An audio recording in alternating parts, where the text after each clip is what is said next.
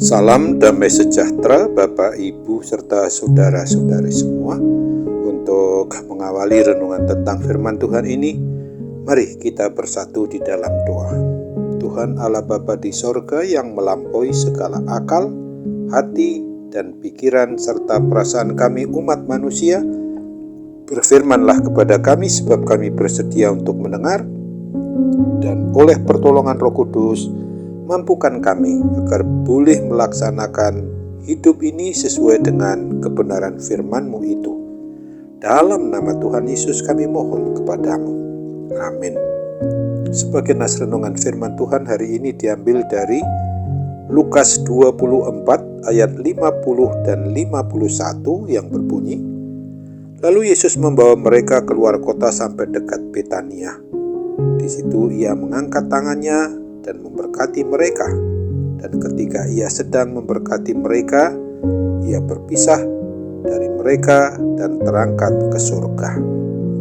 Sebagai tema yang diangkat dari nas renungan kita adalah Roh Kudus penolong bagi kita umat percaya.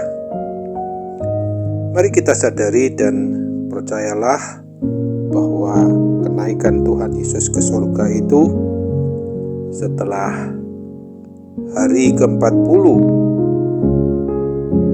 sesudah kebangkitannya, dan 10 hari kemudian sesuai dengan janjinya pada hari ke-50 setelah Paskah, Tuhan Yesus memenuhi janjinya, di mana Dia tetap hadir di hati kita umat manusia melalui dan di dalam Roh Kudus, yang adalah sebagai bukti yang sangat nyata akan kasih-Nya, sebab Dia yang telah pergi akan datang kembali untuk menjemput kita anak-anak-Nya masuk ke dalam rumah-Nya yang kekal, yang abadi di surga kelak. Pada hari kita memperingati hari kenaikan Tuhan Yesus ke surga, sebelum hari ke-10 setelah kenaikannya itu, yaitu hari turunnya Roh Kudus, maka jelas pada waktu itu bukan akhir dari kisah cintanya kepada umat manusia, sebab Dia pergi ke surga justru hendak menyediakan tempat bagi kita umat-Nya yang mau beriman dan percaya hanya kepada Kristus saja. Dia yang telah pergi sudah menyediakan sang pengganti, yaitu sang penolong Roh Kudus sebagai penolong, pembela, penghibur, pengajar yang selalu menyertai dan memberkati kita umatnya ini. Roh Kudus datang menjadi dan sebagai penolong kita, orang yang mau mengaku beriman percaya kepada Kristus. Hidup kita orang beriman percaya kepada Kristus tidak semata-mata bergantung pada sesuatu yang ada pada dirinya atau pada apapun dan siapapun, tetapi pada kuat kuasa Roh Kudus saja. Ingatlah, jika hari kedatangan Roh Kudus, hari turunnya Roh Kudus ke dalam hati umat manusia di dunia ini, itu adalah suatu wujud nyata tentang penyertaan Tuhan yang khusus bagi kita orang yang beriman percaya kepada Kristus. Mari kita sadari dan ketahuilah serta ingatlah pula bahwa Tuhan Yesus Kristus yang terangkat ke surga telah meninggalkan berkat-Nya bagi dunia pada hari kenaikannya ke surga itu, bukan saja kepada para murid-murid dulu, tapi juga kepada kita semua umat yang mengaku beriman, yang mengaku percaya kepada Kristus. Dia tidak pernah meninggalkan dan membiarkan kita sendirian menghadapi segala bentuk pergumulan apapun di dalam hidup kita ini. Dia memberikan kehadiran dirinya melalui dan di dalam Roh Kudus di hati kita. Roh Kuduslah yang menjadi dan sebagai penolong bagi hidup kita umat-Nya. Roh Kudus diutus ke dalam dunia, ke dalam hidup umat manusia untuk menolong kita orang yang memang benar-benar mau mengaku dan berbuat sesuai dengan yang diimani dan dipercayainya tentang Kristus, yang adalah satu-satunya Tuhan dan Juru Selamat bagi umat manusia, agar dapat bertumbuh berkembang di dalam iman kepada Kristus, dan untuk memberikan penghiburan dan kekuatan saat kita mengalami pergumulan berat maupun ringan, dan masalah dalam perjalanan hidup kita sehari-hari.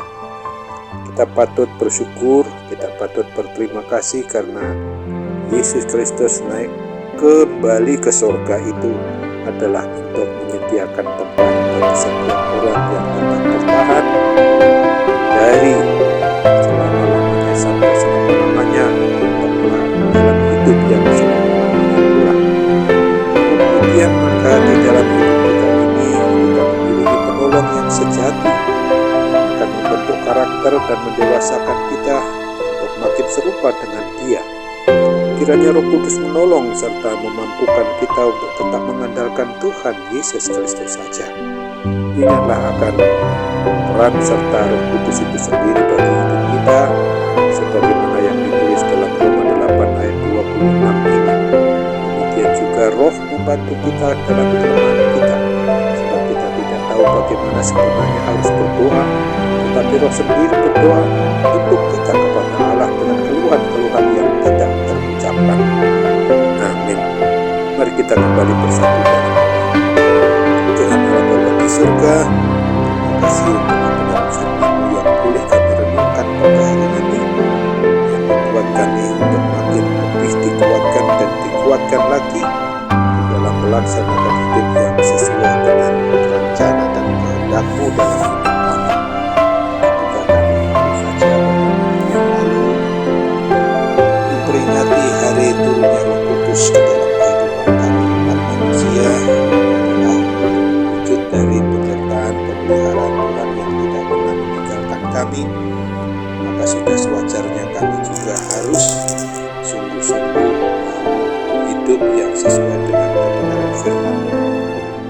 Renungan firman Tuhan yang boleh kami renungkan saat ini untuk mengingatkan kami betapa pentingnya hidup kami di mata Tuhan yang penuh kasih sayang itu untuk senantiasa memeliharakan kami, menolong kami ketika kami menghadapi permasalahan apapun bentuknya, khususnya juga sakit penyakit yang sering mengganggu tubuh jasmani kami ini yang tidak bisa dilepaskan juga.